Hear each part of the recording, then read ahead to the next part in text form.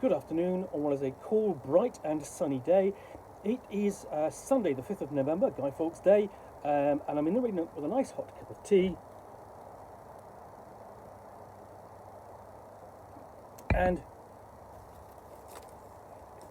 a box to continue unboxing. Now, what I've got in here is essentially this lot. I can show it to you. There we go, and not drop anything, almost.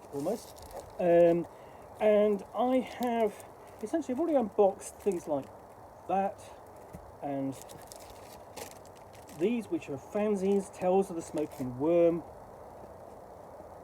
and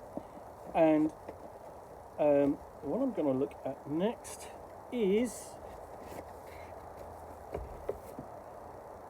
this, which is the Precipice of Corruption.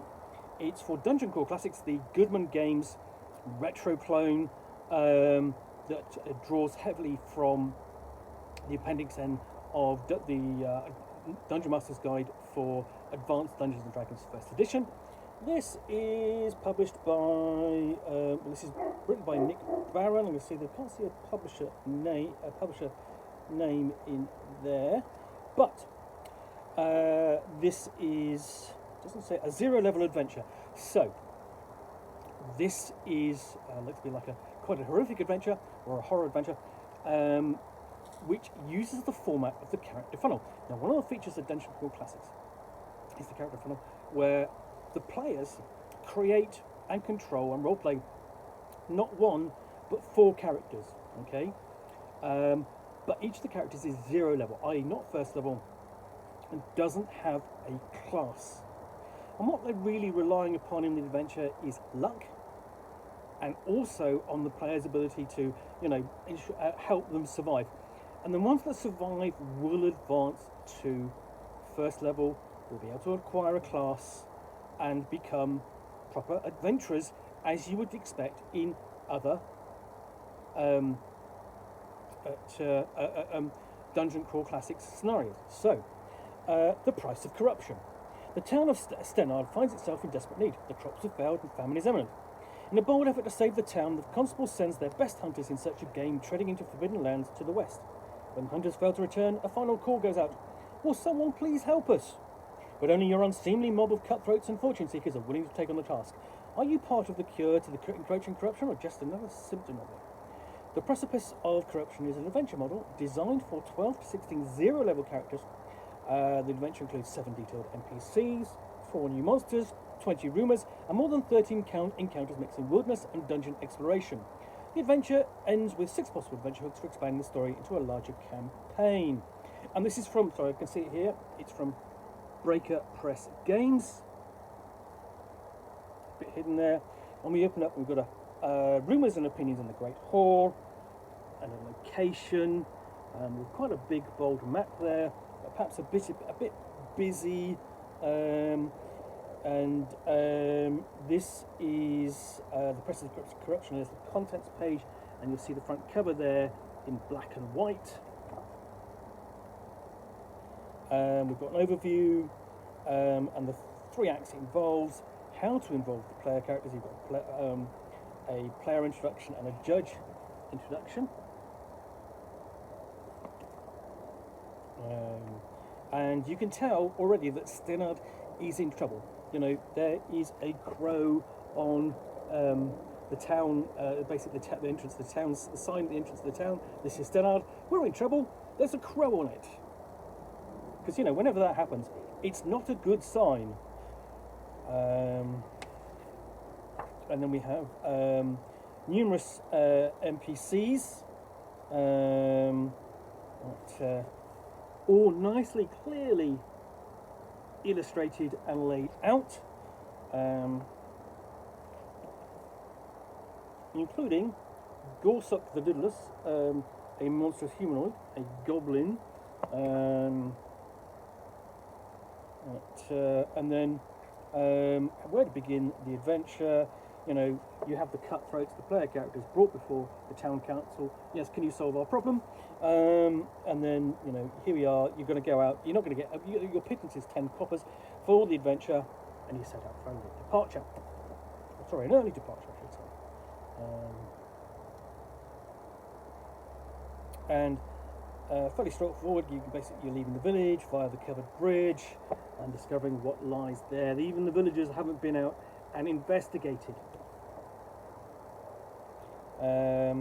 So if the bridge is unnavigable, there's the option of fording the bridge. You're fording the river, which involves encountering giant spitting flies. And once you cross the river, you can continue onwards until you come to the bloody clearing and an entrance to the temple of Herlazegd.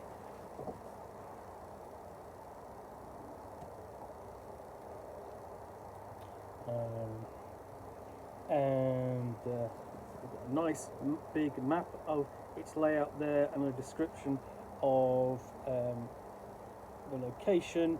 And even when you get down to the more individual locations, it gives you the map. So you're not even, you know, the big map essentially is just on the other. It's literally just on the other page, you know. But you flip forward, and it isn't making you flip back, but it is giving you that that overview, and it's going to continue doing that throughout. And it's always a good feature of a scenario when it does that, because it's really helpful. Got the rope bridge, and then you get across the rope bridge, and you've got a nice illustration of the rope bridge that you really, that's the sort of thing you really want to be showing to your player characters.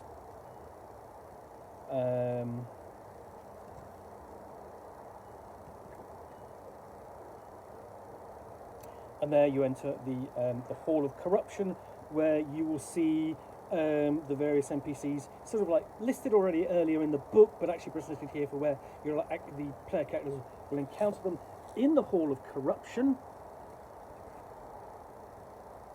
And at the end of it, you will have over the precipice, end of the adventure, with numerous hooks to carry it on, you know, for the judge to develop. And so on, and then we have a bestiary as well, so monsters, corruptions, corpse crawlers, giant spitting flies, scuttling insects, nolids and squilix, and then another map of the adventure for the adventure itself, the temple of Herlazegd. So yeah. That's a shortish adventure, only probably a couple of sessions or so, but I think it's got a grim and gritty feel to it already. I really like the artwork. The artwork, you know, it's a great imagery in here. The monsters just feel, you know, grotty things that you know, they feel like they're going to infect you. They don't feel clean and by, you know, or sort of like, you know, basically feel rough and unclean and so on. And I think that's a nice look at setting the tone for the adventure. There's nothing sort of like there's nothing sort of like friendly or as I say, clean about this. They do feel corrupt. So yeah, I'm going to look forward to actually reviewing this. I think this is because the other thing what this does is it also kind of feels one of the things. It doesn't feel. If I said it doesn't feel American in its tone, I'll have to explain what I mean, because it feels more European in its approach to corruption, in its you know, its approach to fantasy, which feels more European in the thought that, you know, that you might have mud and ordure underfoot as you're walking around, that you will find you know, creatures which are corrupt and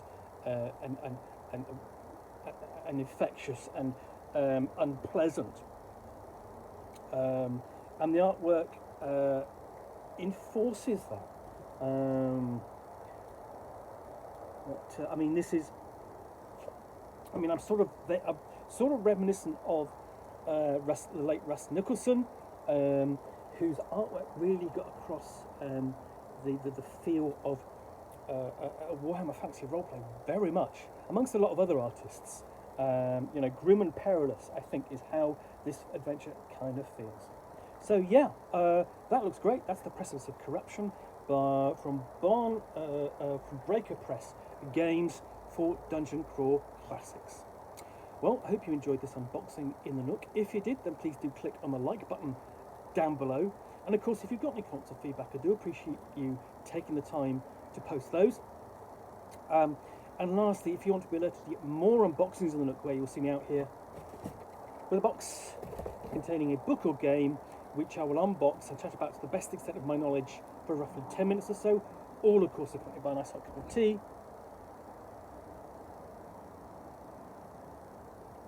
Then please do click on the subscribe button down below. Thanks again for watching another unboxing of the Nook. I will be back again soon with another one. Bye for now.